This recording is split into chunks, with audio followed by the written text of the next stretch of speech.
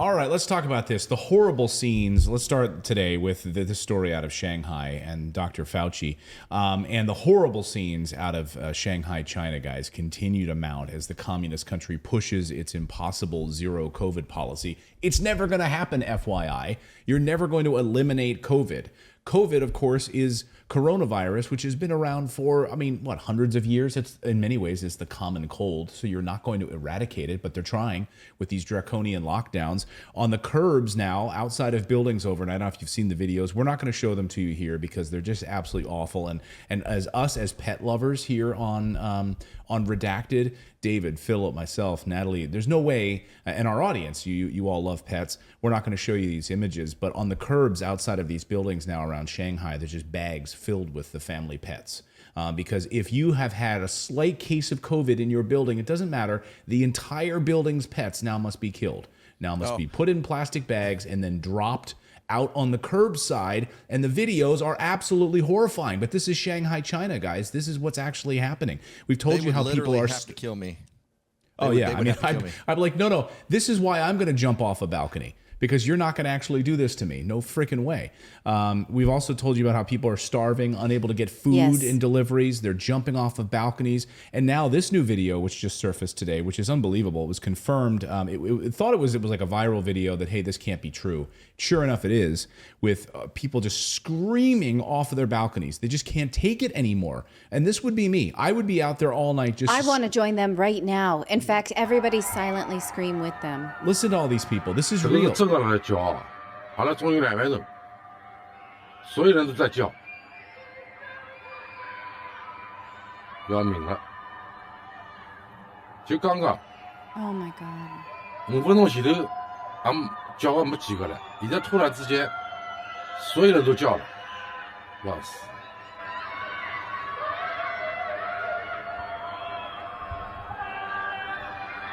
So this is from a few nights ago. So that video is from a few nights ago. People thought, oh, that's fake. That's not real. And now we can confirm that it is the case. But this has been happening not just a few nights ago. This has been happening like every night. There's been repeated nights of this like screaming where people are freaking out in China. Well, now Dr. Fauci is talking about this. Right. In an interview today, he says, lockdowns, that's what you need to do, when asked whether he endorses this. But then when asked about lockdowns in the United States, he wasn't so clear. Let's listen to what he has to say. How concerning is the outbreak in China? We see the lockdown in Shanghai, and the State Department now ordering families out, all non-essential workers out of Shanghai. Well, China has a number of problems, two of which are that their complete lockdown, which was their approach, a strictest lockdown that you'd never be able to implement in the United States, although that prevents the spread of infection. And remember, early on, they were saying, and I think accurately, that they were doing better than almost anybody else. But lockdown has its consequences. You use lockdowns to get people vaccinated. So Whoa. Did you just hear that? Okay, you use he's admitting that this is theater. You use the lockdowns to get people vaccinated. That we were never told that, right? No. 15 days to stop the spread. Right. We were all told to get in line, to stay home in order to protect other people before there even was a vaccine approved or discussed. We didn't even know what pharmaceutical company. So let's rewind the tape a little bit, but let's let him keep talking, because that was outrageous. That when you open up, you won't have a surge of infections because you're dealing with an immunologically naive population to the virus because they've not really been exposed because of the lockdown. The problem is that the vaccines that they've been using are not nearly as effective as the vaccines that are used in the United States, the UK, EU, and other places.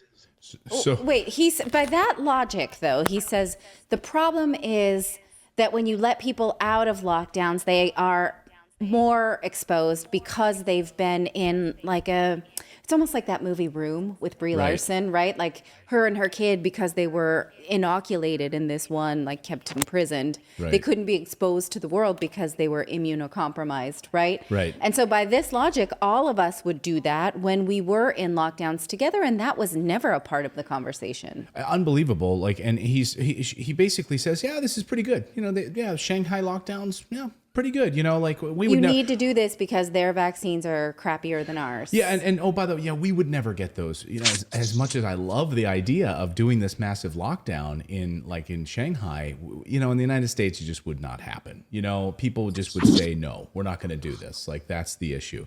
And it's unbelievable. But, you know, he's saying the quiet part out loud here. He's admitting that this is all theater. I mean, he's admitting that this is all, like, these lockdowns are just a joke.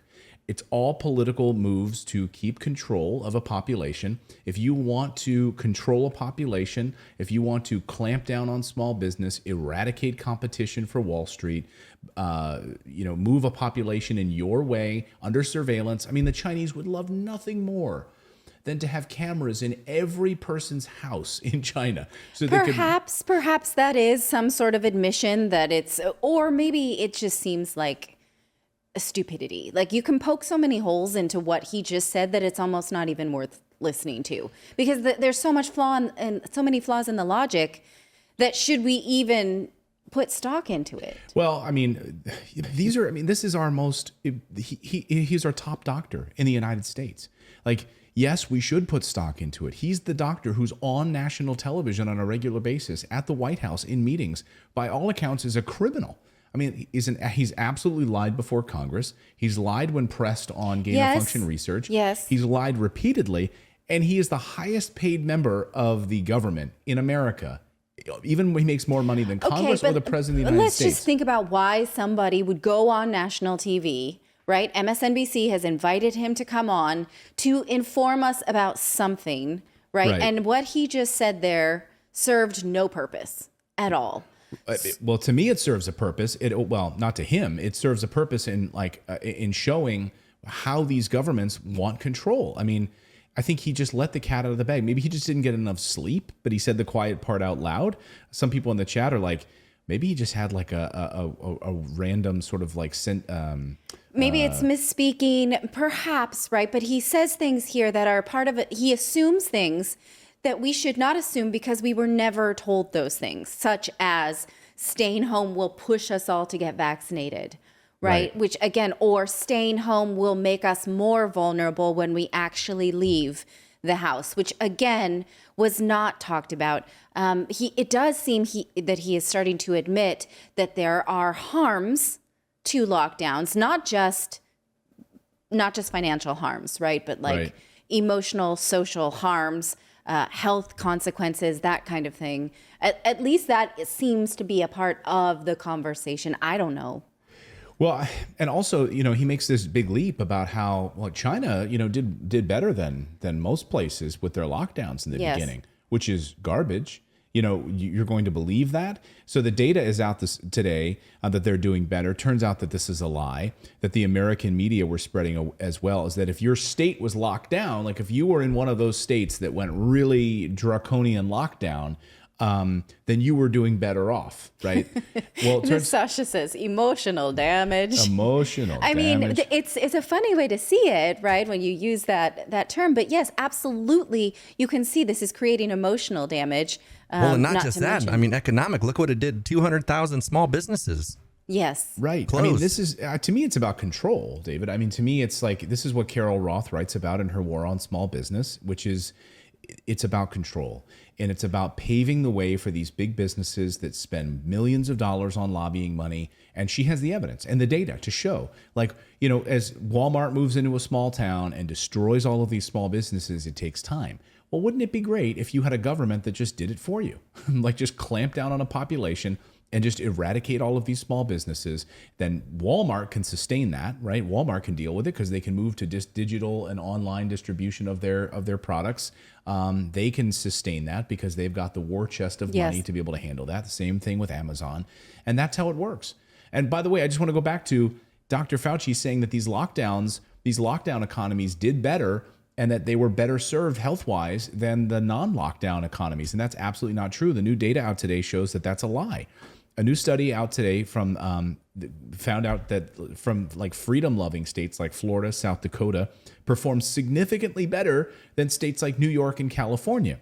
Which, by the way, think about New York, which lied about its numbers, right? Yes. If anything, underreported the amount of deaths that it had to deal with at nursing homes and so forth. They imposed harsh lockdowns in those states and restrictions in terms of health, economy, and education. And the study says, like other numerous studies, the authors found no relationship between lockdowns, measured in this case by economic impact and health outcomes. If anything, there was a slight correlation between remaining open and lower mortality. If your state was open, you did better. Yet, people were punished online for asking whether or not they should be naturally exposed to this virus, which might create, right? Even talking about, what did we call it in Sweden? Natural immunity? Not natural immunity, herd immunity, right? Oh, yeah. That was something you would be punished for. Now, this is an economic study. It was done by professors of economics. So when they say health score, though, they are specifically measuring COVID deaths.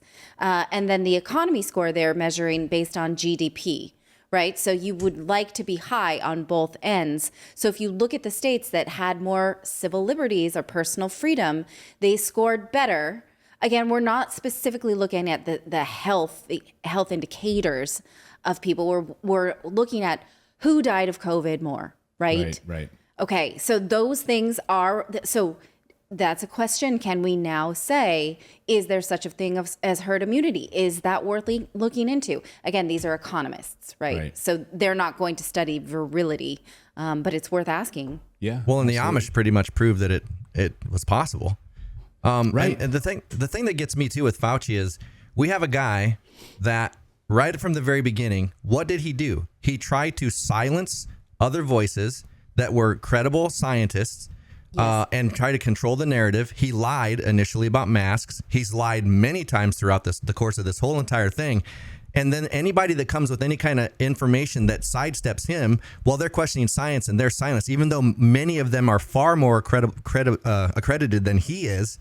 And so, like, how is this guy still leading the narrative with everything we've seen that has been a disaster through this pandemic? Yes. And plus, in February, there was a study from Johns Hopkins that looked at whether or not lockdowns actually reduced COVID deaths. They concluded no, but they were able to quantify all kinds of negative effects of lockdowns. So these are conversations that we have only just begun to have at this point, right? And so maybe, here's just a thought, it's time to have somebody at the head of the Center for Infectious Disease that can discuss those things. And who's speaking out for people, who's speaking out for oncologists now who have to catch up for all the work they couldn't do during lockdowns? Who's speaking on behalf of all sorts of marginalized populations? Who's speaking out on behalf of battered spouses? Who's speaking out on behalf of children, right? Like, it's time to have someone who will speak for all of these subpopulations, not just someone who's worried about infectious diseases, because health is holistic. And doctors who were, banned or fired because they were on the front lines doing all of the hard work, and then when it came to the actually point seeing of patients. Actually seeing patients, yes. And then they were mandated to get a vaccine, and they're like, no, I had COVID, I have natural immunity. And even Dr. Fauci has said that natural immunity on the flu is, having that is better than any vaccine you could possibly ever have. Why are you mandating this at this hospital? I'm not going to do that. And then they're fired. Like, who's going to advocate for them? And if you speak out on for those people, you get banned, you get censored, you get blocked. You can't talk about those things. You can't talk about those things because all of our media is brought to you by Pfizer. By Pfizer. CBS Health Watch sponsored by Pfizer. Anderson Cooper 360. Brought to you by Pfizer. ABC News Nightline. Brought to you by Pfizer.